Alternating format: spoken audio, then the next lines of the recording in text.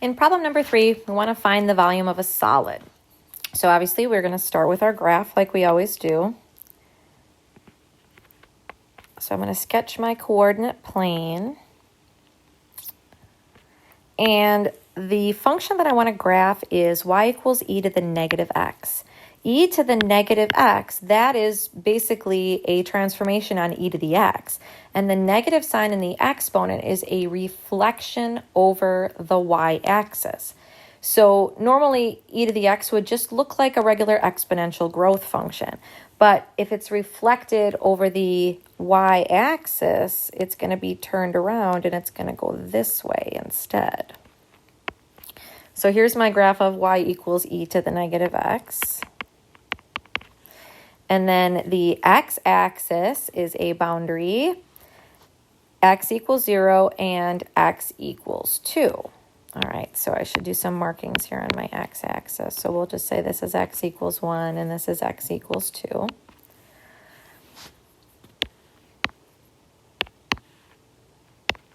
And so the boundaries that sort of create my area that I want to rotate around is going to be x equals 2, the x-axis, x equals 0, which is the y-axis. So basically we are talking about our area being this area right here.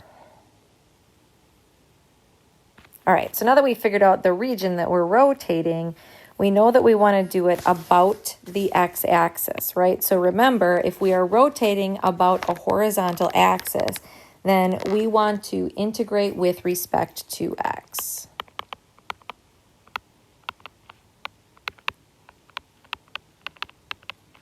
Which means we want our equations to look like y equals, and it already does, right? It looks like y equals e to the negative x, so we are good to go.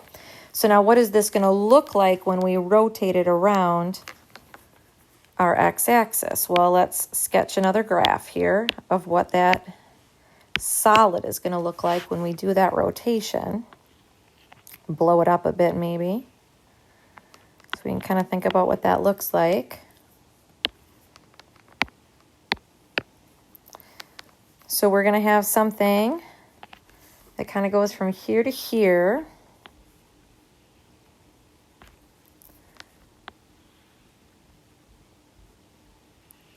And it's going to look something like this when we rotate it around our axis.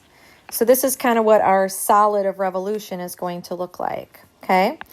And so our cross-section is going to be a disc, right? It doesn't have a hole in it, it's solid. So our cross-section is going to be a disc.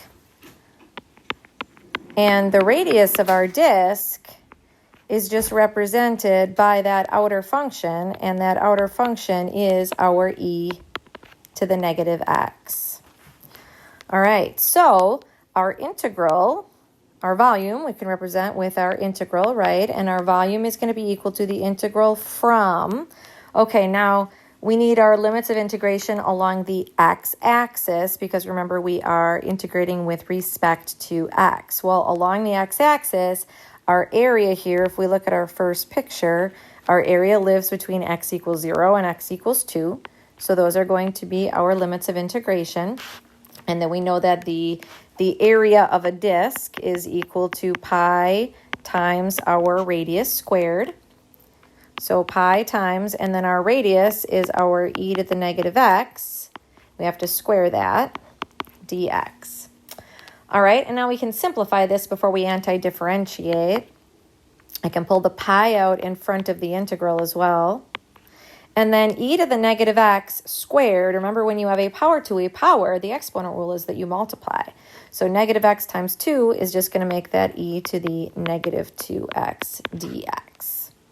All right, so now when I anti-differentiate this, let's first think about the derivative. The derivative of e to the negative 2x is e to the negative 2x times negative 2. So I need to undo that multiplication of negative 2 when I anti-differentiate, so I need to divide by negative 2. So my antiderivative is going to be pi times, and then it's going to be e to the negative 2x divided by negative 2.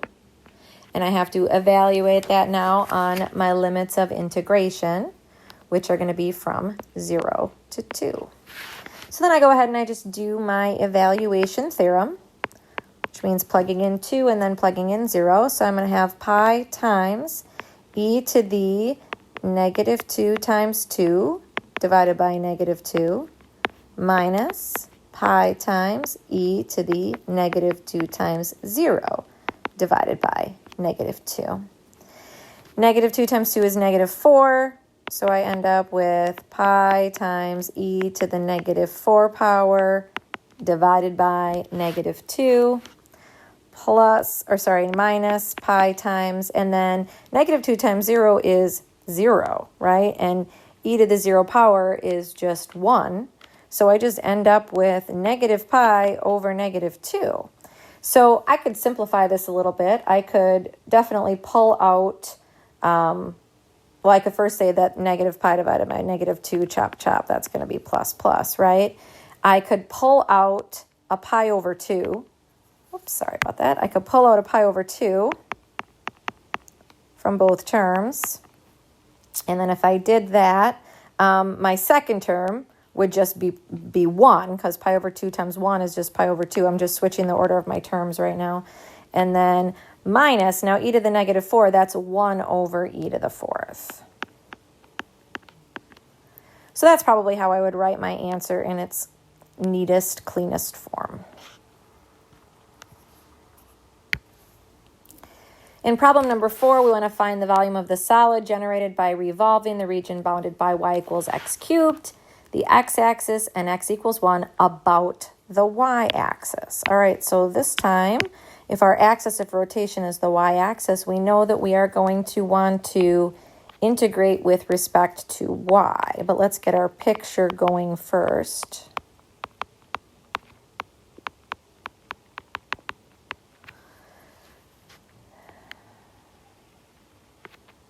And I know, once again, I'm focused here just on my first quadrant, so.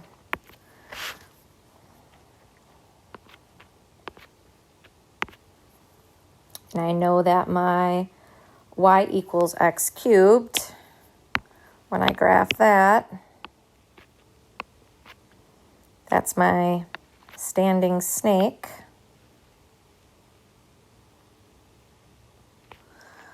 Okay, so it looks something like that. And the x-axis is a boundary.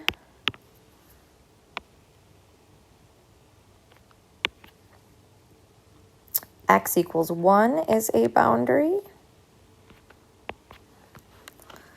And we are going about our y-axis. So when we think about the area that we are rotating, it is this area right here.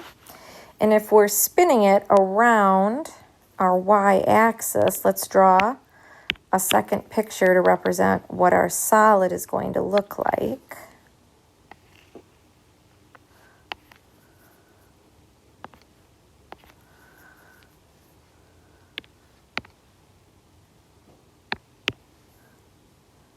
So our graph kind of looks like this. So if we spin it around the y-axis, we're going to sort of have a hole in the middle that looks like a bowl.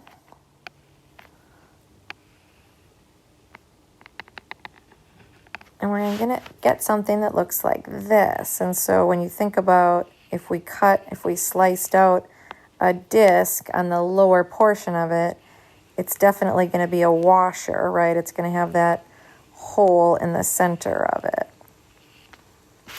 So then if we go ahead and think about that washer, and we think about the outer radius and the inner radius of the washer that we are trying to find the areas of, our outer radius is going to come from that vertical line, x equals 1.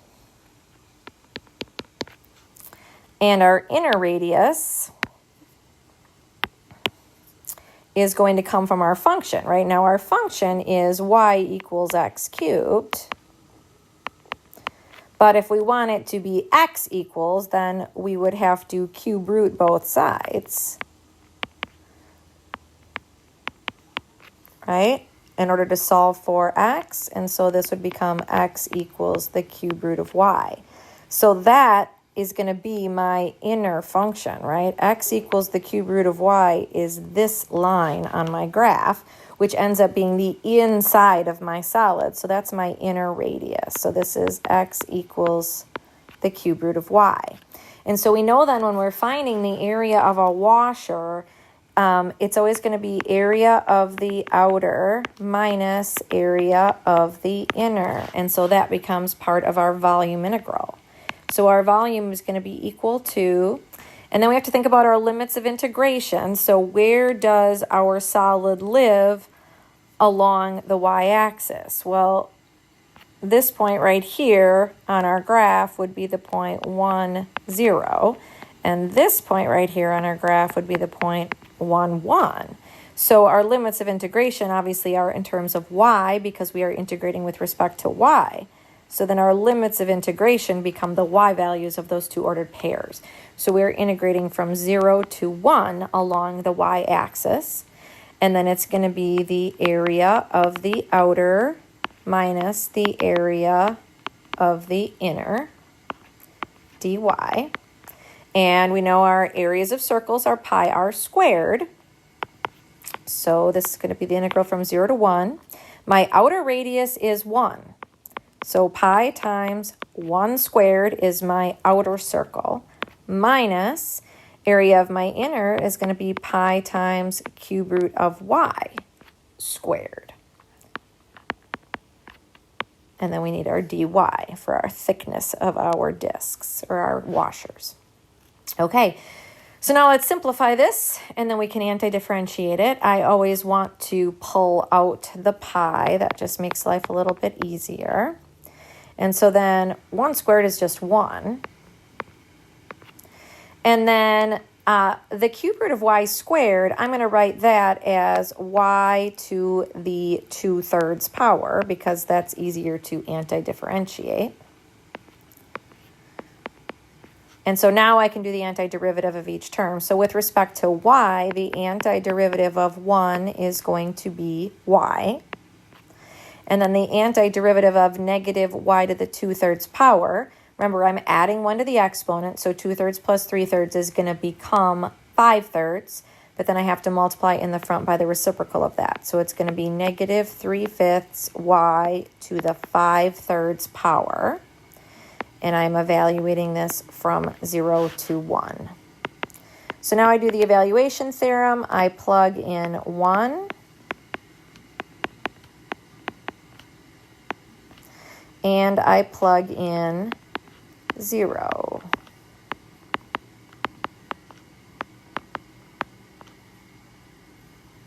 And obviously the second part of this becomes 0. So I just have to simplify the first part. So I get pi times 1 minus, and then 1 to the 5/3 is 1, times negative 3/5 is just negative 3/5. 1 minus 3/5 is 2/5. And 2/5 times pi is just going to be 2/5 pi. So that is the volume of my solid of revolution.